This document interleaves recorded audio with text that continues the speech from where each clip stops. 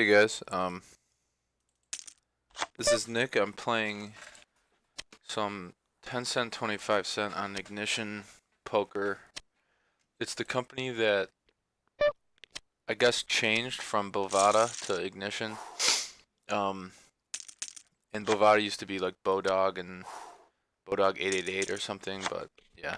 I put about $300 on this account, so I'm playing the small stakes. It's a really good exercise in playing because it kind of plays a lot like live, only a bit harder. Uh, People are tighter. See, I mean this folds around. So the table on the left is a six max zone poker. So every time I fold, I get dealt a new hand. This table on the right is a normal six max 10 25 cent. Um, and you could just see how much slower it is. I would play two of zone normally. Um, these games are pretty damn soft right now. I played last night and it was really soft.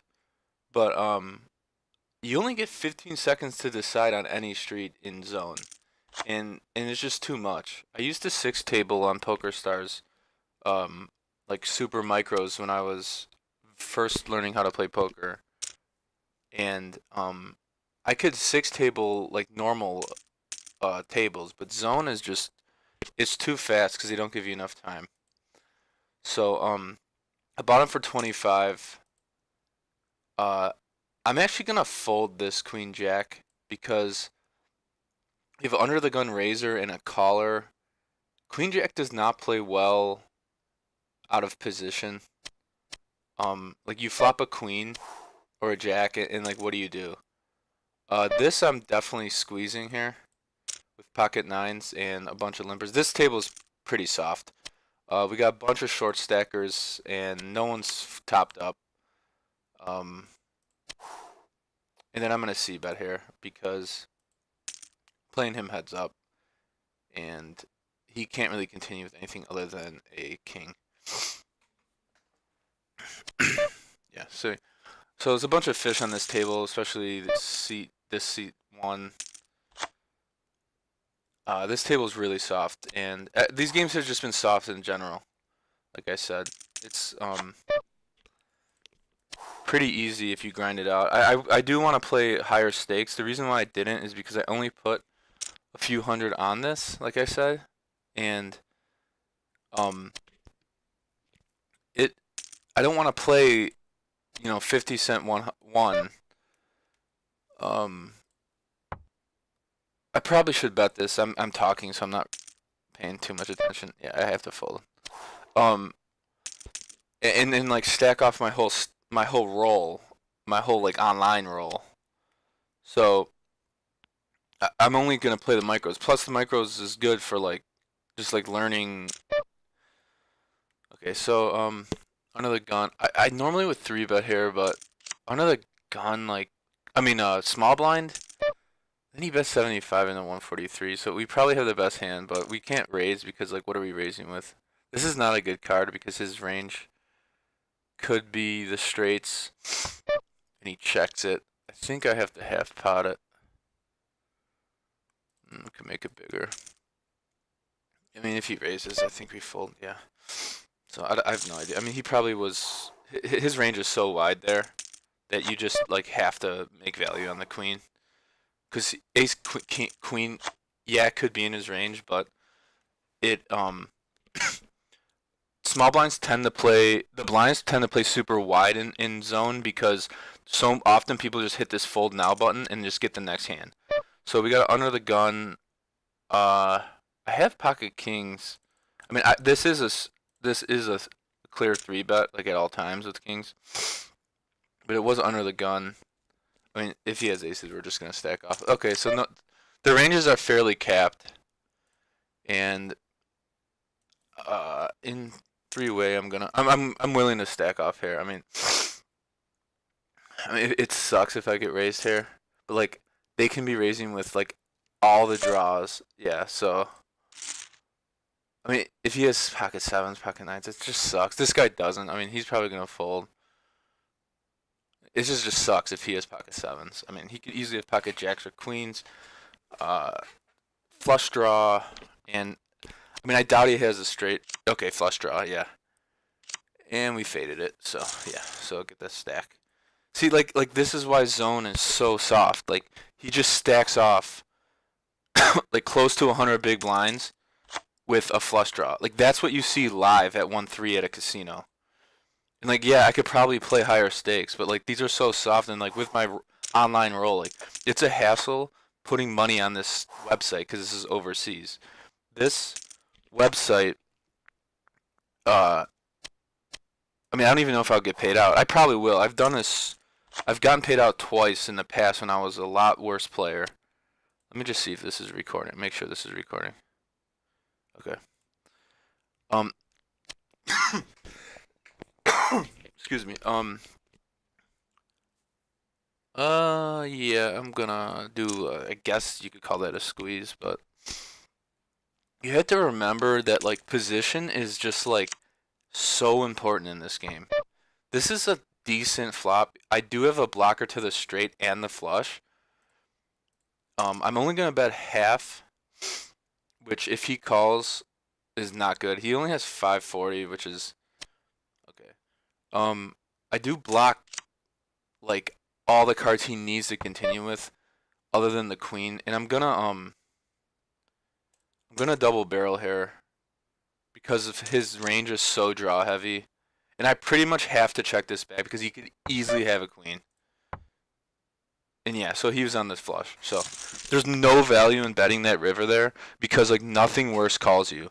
Either the queen calls you or he folds out that exact hand that he had, like the ace high flush draw. So there's no value in betting there. And like very important thing that people don't understand about poker, especially at the low stakes, is that you are playing your range and not your hand. So let's give an example. This is probably be a good hand here. So I'm I'm in the cutoff, which is for those of you that don't know poker terms, cutoff is the one next to the right of the dealer. Um, if we see a flop, this could be a good. So my cutoff range includes a lot of hands. The closer you are to the dealer, the oh we flopped the straight draw. And then the dealer, the wider you want to play. I'm not for betting here, because online people tend to only stack off pre with like aces and kings and maybe ace king. He did min raise me, so this is like pretty good, and I flop. But here's the thing, his range.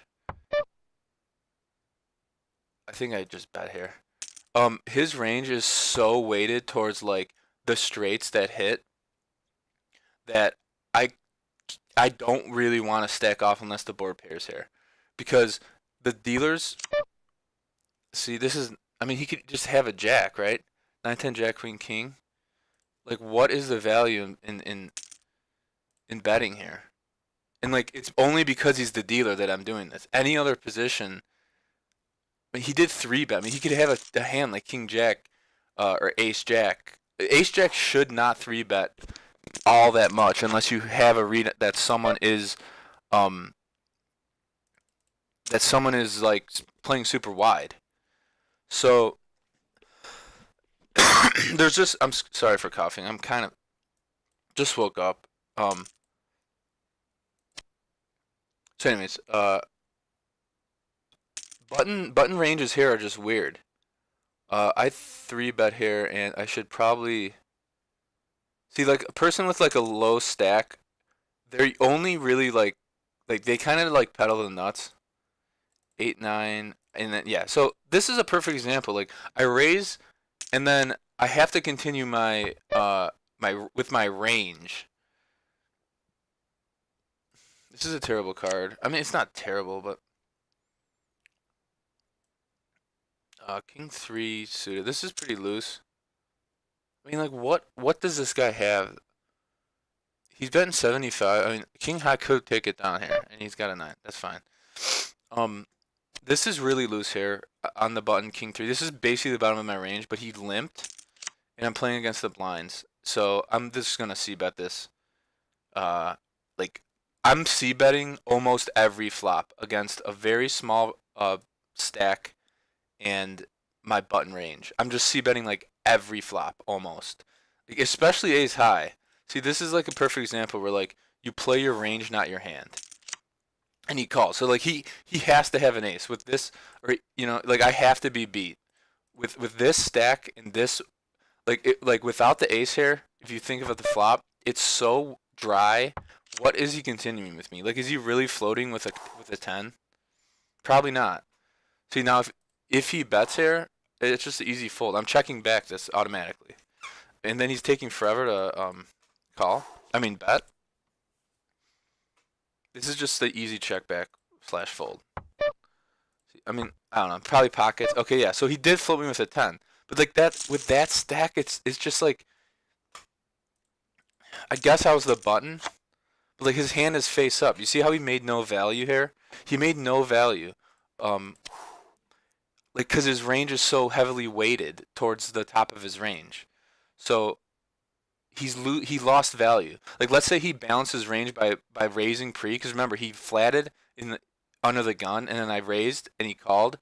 Like, he can get two streets of value there, where he only got one, because his range was so unbalanced there. So he missed value. That's like a very important thing to like understand about playing your range on, like his pre-flop play messed up. See now this kid limps too. I mean, obviously I'm three betting or I'm raising with ace king no matter what, but he limped, so his range is pretty capped. It,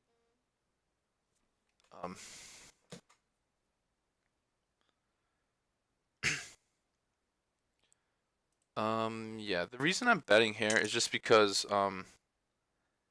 I do have so much equity. I'm probably ahead. This guy, I think he donked into me on this 236.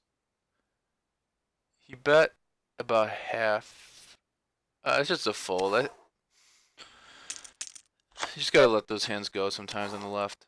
I probably have the best hand here. Yeah, so what they say, if you have the best hand, bet.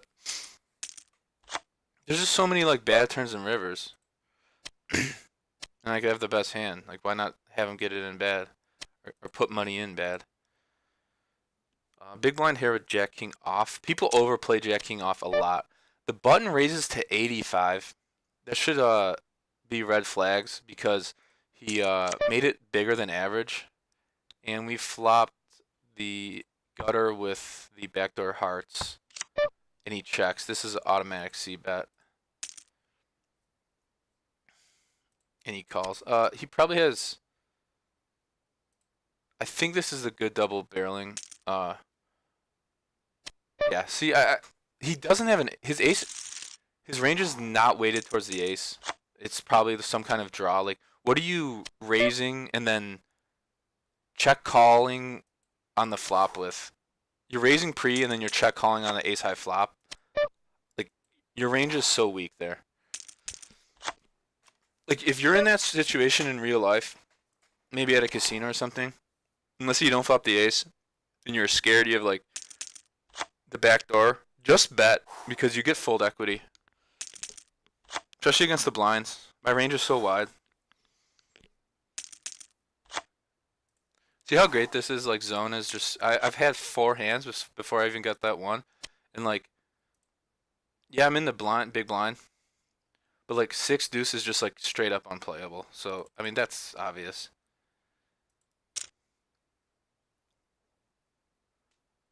This is going by really fast, and I will make a video of where I review a session, and I could go deeper into some interesting hands, because I'm sure we'll be in a tough spot like later.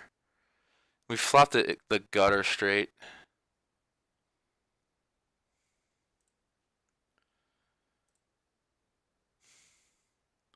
Pretty much I bet these rainbowish boards multi-way, so we picked up equity, but these guys snapped.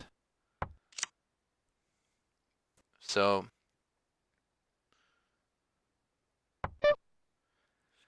check. I mean, like, I think I might just check call. Like, if he bets and this guy folds, I just call, right? I mean, does he have a set or something? Oh, we. All right, let's see what they have. I think this is the way to see what they have. I think this is it. Uh, I don't know if, even if I press fold. I think it. Yeah. So aces and see, he had two pairs. So yeah. So he polarizes range there. Stupid. He lost value. Probably calling a second bet. See how he lost value there? Like, I guess he made. I guess betting the turn could have been. It could go either way. King nine suited in the cutoff is definitely a raise. I don't like playing hands unsuited like King nine that are that weak. King nine offsuit is not a good hand for those of you out there who think it is. You definitely have to barrel this, c-bet this board. We do have backdoor diamonds and two overs. Not the greatest card. It's pretty good and he donks into us. Just hit the fold there. So for those of you that don't know, a donk bet, like donkey bet, is when you don't have the initiation and you bet. Meaning you're not the pre-flop raiser or the street previous raiser, I guess they call that. But usually donk bet's just on the flop. It polarizes your range usually. It's usually weighted towards value. King 10 offsuit under the gun is pretty much to the bottom of my range. King 10 off and Queen 10 suited. I will not play Queen 10 suited under the gun. Queen 10 off, I mean under the gun. It's just too loose. It's just bad. Like you need that suited because you have so many ways to play, and this is such a weird hand. This is at the bottom of my range too. I'm folding any 3-bet, but because I'm playing against the blinds. This is a weird hand. I guess you could go either way. At least we get to see the action, right? Maybe for the full flop top. Like against this short stack, he leads. I mean, this is like, let's show it. See, he probably has like, I mean, there's no way Jack Queen is good there, even on that board.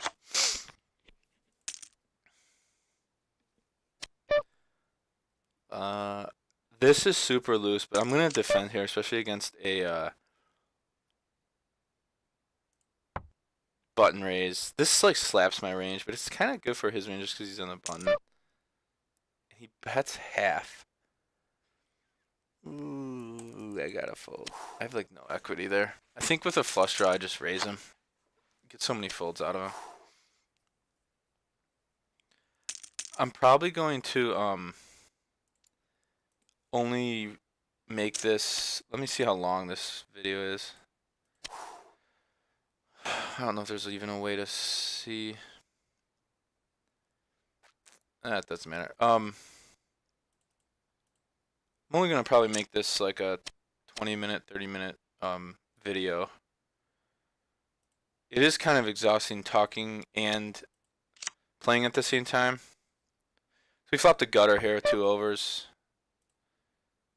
There is merit to like checking this back because we have so many. Like getting check raise here just sucks. Yeah. Like his range flatting under the gun, or what do you do? He either flatted or min raised under the gun. His range is just not hitting that. It's like pocket pairs. Like I guarantee it, like pocket fours there. Queen 8 suited on the button opening definitely. But remember, we are folding this. This is the bottom of our range. We are folding to a 3-bet. There's this great book. Anyone that plays poker, and you're kind of past the intermediate stage, you can probably beat 1-3 live. You know ABC. This is like still a very small percentage of players I'm talking to. You need to buy this book and read this book, or at least get a subscription to cardrunners.com. This book called Applications of No Limit Hold'em by Matthew Janda. Matt Janda. It is the best book on poker probably ever written. It's very low on math. If you want a super mathematical book, there's some books called like the Mathematics of Poker, which goes into all the math, and he does use very little math. Um, but he still uses it because this game is all math oriented. But it's like the best book probably like it's the most revolutionary. But I don't know about revolutionary, but it's the best book since like Doyle's Super System. Like there's no books like in between. I should probably raise this here. I'm just gonna call this down. Um, so because and the reason why he calls it applications of No Limit Hold'em is you can like apply his what he says in the book like instantly, and he goes over so much like how often c bets need to work, what ranges should look like. It's just a great book. Like for example, there a few hands ago I said I had Queen 8 suited on the button and it got folded down to me. I said I would just fold to any 3-bet because Queen 8 is the bottom of our range. And he's not really, and no one's exploiting, especially in zone. But let's just say this was live and we've been playing for a few hours. There's nothing wrong with folding the bottom of your range, especially pre-flop, because the whole point of your bottom of your range is this is loose too. Like I don't advocate this play, but it's a dealer. Folding the bottom of your range is not. I'm talking about pre-flop. Post-flop, everything's more complicated. Um, Folding the bottom of your range pre to a 3-bet is just fine because you need to balance out your range in general. So if you don't have, let's say it was Queen 8 suited, if you never have Queen 8 suited in your opening range on the button, um, then he could probably bluff you post, or he'll know when you're making value post like every time. So like yeah, like that specific hand is always folding to a 3-bet. You would think it's exploitable that Queen 8 like shouldn't be opening the button because like he could basically 3-bet with any two cards and you're folding. But like every time he calls you, this could go either way. I just don't like 3-betting with hands like King 9 suited. But we're definitely not folding to a button raise. And we flop top pair. There is definitely merit to donking here. But his range is like, man. This is like not the greatest. I think I'm going to half it though. We do represent like basically everything he's afraid of. Yeah. That's fine. I mean, we don't really need to like make value on the 9. It was just a really bad turn card. That's just going to happen where you just get a bad turn card for your value hands, or you get a bad card either on turn or river for your value hand, even if you bet or check flop or turn. Yeah, but just going back to that, balancing your hands pre-flop with Queen 8 suited. Yes, you fold that 100% of the time when you get 3-bet pre, but when someone calls you post, you're in position with your button range. Most of the time, you're either ahead of his range exactly with Queen 8, or you just have so much more playability in position against the blind's calling range. So that's why it's profitable to raise with a hand like Queen 8 suited on the button, but fold post flop. I mean pre-flop to a 3-bet. Under the gun, so this is not the greatest situation. I mean, I'm definitely calling it's King Jack suited. Oop, I thought this was 4-5. I almost folded pocket 5. This is good because I mean he definitely could have overpair Ace King Ace Queen. We block Ace King, and he pots it. I mean this is like always like queens are better, like always. Queen 10-7. I can definitely donk here without a doubt, and he calls. So this is bad that he calls, and we got check raise. So this is just a clear fold. Like again, this is like a similar idea.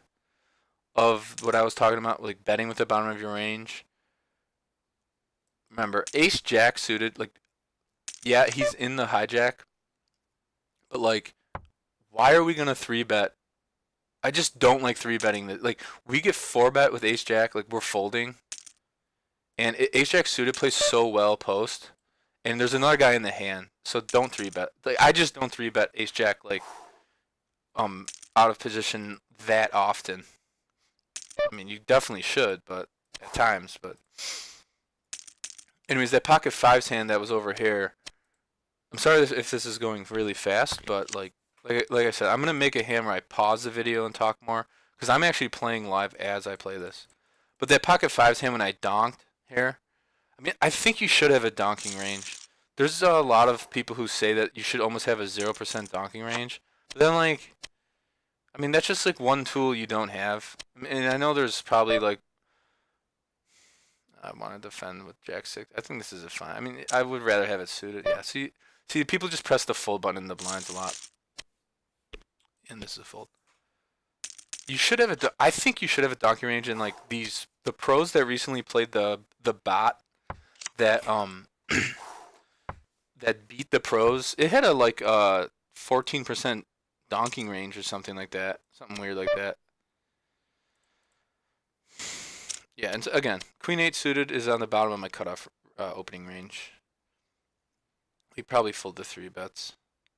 I mean, we do fold the three bets. Looks like he's gonna fold here. With the pocket fives, I donked. I'm three-way. Donking is like such strength, and I think they limped around maybe I forget the exact action, but it was like kind of weak pre. I could like easily rep like a really good hand. I mean, it's not the greatest play. I mean, if I had a I would say of all the hands I played on this side of the table, that was actually probably a mistake. But it does work such a percentage of the time. This is just a fold. You can three bet ace four there, but the guy raised bigger. Remember the standard opening range is 75 cents here. I mean, standard opening size is 75 cents, which is 3 times the big blind, which is standard in like all forms of poker. Live is usually bigger because people just don't fold, and a lot of hands like ace queen, ace king, etc., king jack, king 10, they want to isolate. I'm having a phone call right now, so let me pause and I will come back.